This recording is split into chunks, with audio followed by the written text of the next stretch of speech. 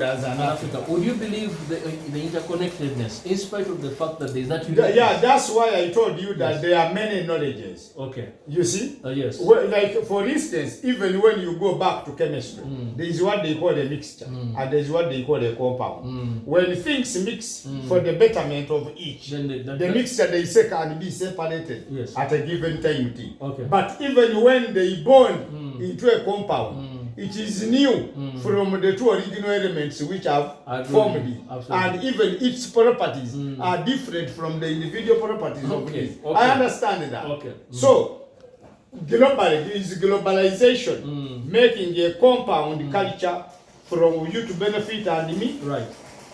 By being a homosexual? You get me?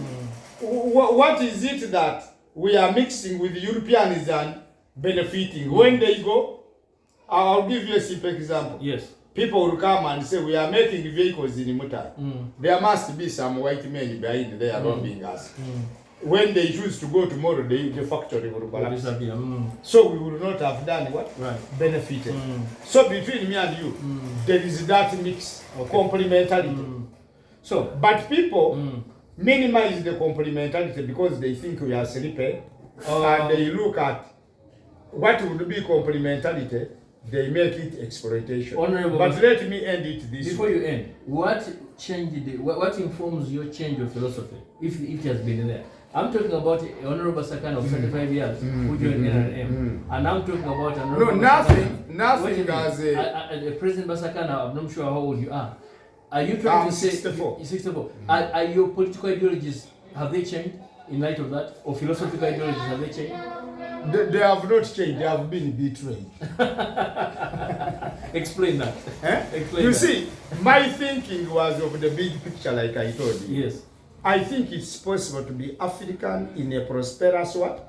Africa, which is complementary to the well-being of the Chinese, as the Chinese culture can be complementary to the well-being of Africa. So is Europe, so is the rest of Asia, so is Russia. Well said. Yes. But that complementarity and symbiotic way of life, the mutuality of benefit is not there. That interconnectedness. That interconnectedness is being done. Which is called Ubuntu. Exactly. Is lacking. And let me tell you, like I was talking about the big picture. The big picture is not only about me and my village, that I should think about my village first before me. Yes. Villagers may become poor, and I am proud of a good farm in the village. But when people come to steal cows, and I say, "Ooh, thieves have come," what reason have the others to come out? I know. They have nothing to lose. Absolutely. They have nothing to do. Absolutely. To lose. So the big picture of even this colonial Uganda, but I will not even want to talk about Uganda, it is meaningless. The big picture of Busoga, the big picture of Ankole, the big picture of the Yoruba land, the big picture of the Fulani, the big picture of the Zulu, and then the big picture of Pan-African. Those building cultural blocks which build what? Africa. Even there is a global big picture. These ecosystems are not the same. I know there is a herbal drug and you can only get it because of a unique ecosystem. Absolutely. But it will help every sick patient anywhere in the world. Absolutely. So it's something unique in Europe. Absolutely. So it's something unique here. Yes. So it's something unique here. So we should have a big picture of the globe. Not a so-called new world what? Order. Which says that this met the others and the order is weak. I see your point. That be like us is the new order. I agree with you. But Honorable Basakana,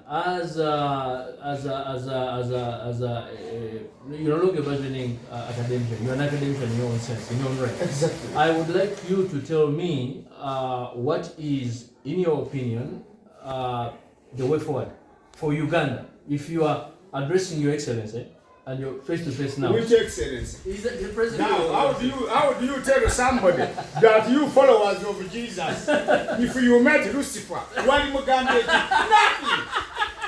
nothing. Say that again. It's like you say, you followers of Jesus Christ, if you met Lucifer and he came to the crusade, what do you tell him? Be born again. Lucifer can't be born again. So you're in fact saying he defines the nature of sin. For this very reason it was created. Like the Bible says. You know? Not my words, Basakana. They are mine. They are mine. You know, I'm one man who never speaks looking at the behind my over my shoulders. You know? Let me tell you, I've always told the people here, even in local radio talk shows, how can a thief be more brave and more purposeful than in his wrongness? Because the man wakes up at night to go to steal chicken, which is 1 kilogram. He knows he can be killed. And the men have been killed struggling to steal 1 kilogram of chicken meat. But he goes. He survives today, he knows tomorrow he can be killed. He goes. Year in, year out, he's a serial thief. When I am struggling, not to shame the past generations where they lie in peace, to fight for a contribution as my generation, and to fight for the unborn. And you say, my life can go in that struggle. Why not? It's just credible. It's just credible. And let me tell you, even those who torture, those who follow the correct way and the truth are wasting their time. One day they will die, but in sin. And they will lose it all. Are you... I will never lose it. In black and white... I will never lose it, even in death. In black and white, Honorable Basakana, you are saying there is nothing like a consensus addendum. By the way, let me tell you, yes. The consensus I would be looking for is of people. I would be looking for a consensus, not with people to convince to think like me, yes, in the truth, but a consensus on the way forward among the people who think like me on the way forward, because they are not arguing about the truth and the need for renaissance of the indigenous African nation. They are only saying how best do we do it. Ladies and gentlemen, I know if we argued and talked with the Honorable Basakana, the chicken can go back home very late and the cows can go back home very late. But as you have heard from the distinguished gentleman, he's an incredible, brilliant gentleman. I would love to have more interactions with him. And I think this is a gentleman who would be in universities now teaching political philosophy. Can I conclude? Please conclude. My conclusion is, when you concentrate on individuals can be actors in a big default philosophy. Okay? Look at the default philosophy first, not the individuals. But also I want to conclude this way. The issue is not Museveni. The issue is not how Mozambique failed. The issue is not even how Kenya is a neo-colonial baggage of lumpenries and thugs. A country with mega corruption. The issue is not how Tanzania is fighting. Those are like fake monies. Their philosophies and operations on behalf of the white man are like a fake money. You can never say this is how fake money looks. Every fake man makes his different fake what? Money. They can never be the same. So what do you do if you want to remain in the business of what? Money. Concentrate on the original note. Right. Study its features. Right. So I'm not interested in the thinking of those people. Right. I am interested in people who think like me about the indigenous nation states, which give meaning to Africa and which can proudly tell the world that Africa is something to complement to Europe, to China. And that if Europeans and Chinese left Africa the way it is, they are missing a lot which God put for the entire humanity here. Right. Because the secrets of the land of Africa is not with Europeans or Chinese. Right. It is with black people. That's why they have been here. But wherever they live poverty, they live desolation, they live death. You get me? Look at Congo. Every global criminal is there. Is that the globalization they are talking about? So you heard it from the horse's mouth. That is the honorable distinguished gentleman, a man of no mean repeat in itself, an academician, an intellectual, a seasoned politician, a former military personnel. By the way, What is your comment about, just in passing, about the Supreme Court ruling on court martial? I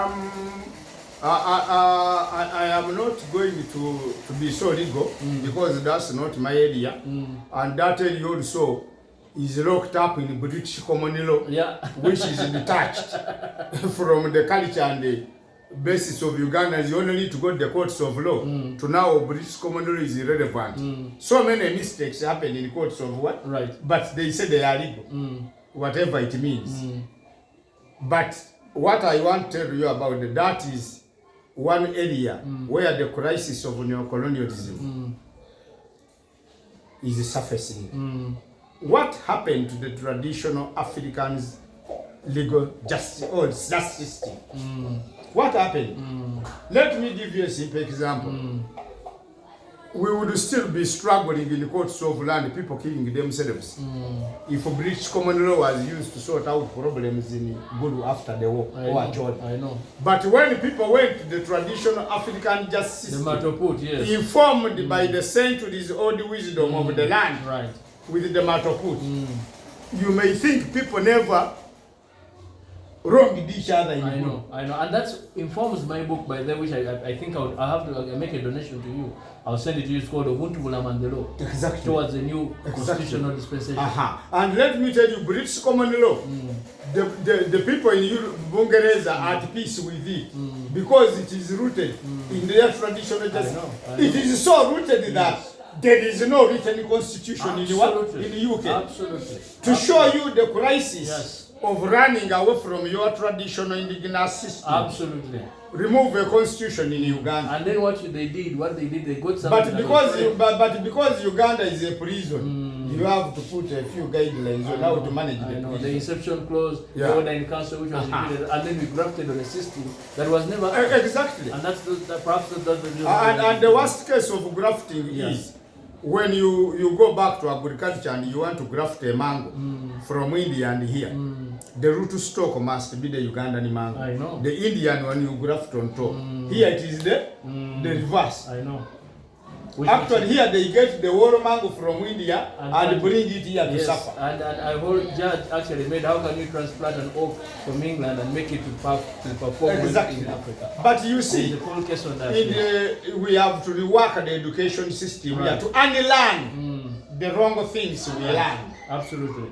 It's a question to of unlearn and relearn. That's the only way forward. I think it was Alvin Splata who For said, instance, when they make you a chief justice in Uganda, it means you are the most ignorant man in the justice of the land. I will conclude by saying Alvin Splata who said that the illiterate of the 21st century is not the one who cannot learn or read, but the one who cannot learn, unlearn and relearn. Wait, thank you. And also the concept, the philosophical concept of the word understanding. If I say, Honorable Basakana, do you understand? You man. Wait a minute. I would actually be saying, I've set a limit for you. Do you understand rather than overstand? Let me refine the products of the education system of colonialism and neo-colonialism. There are three words. One is knowledge, two is understanding, and three is wisdom. Many people are knowledgeable, but money. Many people are understanding. They can interpret but many people lack wisdom. They can't put in practice the garbage knowledge they have understood. It is not of value to them. So, you are a lawyer. You can be many things, but basically you will say you are all lawyers after the law school. When you listen to lawyers, they are very knowledgeable, they are very understanding. They lack wisdom. When they enter the court of law, like now, what are we arguing about the Supreme Court thing and this and that? You know? The others in the military are reinventing the jungle of Captain Lugan. The white man has spoken. I know. Because he came by the gun. And the gun to date is the biggest signature of the white man's power. So they copy by having the gun. I heard somebody talking on radio, I don't know, that we are very unhappy about this Supreme Court decision thing, you know, which is against our revolution, which I don't know. But between me and you, we need to learn. We need to be to be re-educated. We need to relearn. Absolutely. We need to unlearn. Right. We learned a lot of things which have made us slaves. Right. And every time we want to go into an argument, we think inside that box. We think inside the prison walls. Ladies and gentlemen, it's high time we think outside the box and throw the box away. I have had an wonderful interaction with the one and honorable Basakana. And, forget about honorable. Yes. Many people are called, they call honorable. You look at the man and say, what is the meaning of honorable? You might think being honorable means being a thief, being indisciplined, being it means lack of wisdom. And let me tell you, if you are honorable, Luboko, your wisdom, meaning your actions, make me call you honorable. You don't stand up and tell I'm honorable, Sandy. So, absolutely. How do you know you are honorable in our eyes? Absolutely. Like, do you have an honorable parliament in this country? By the way, do you have an honorable government in Africa? There you go. Thank you so much. God bless you.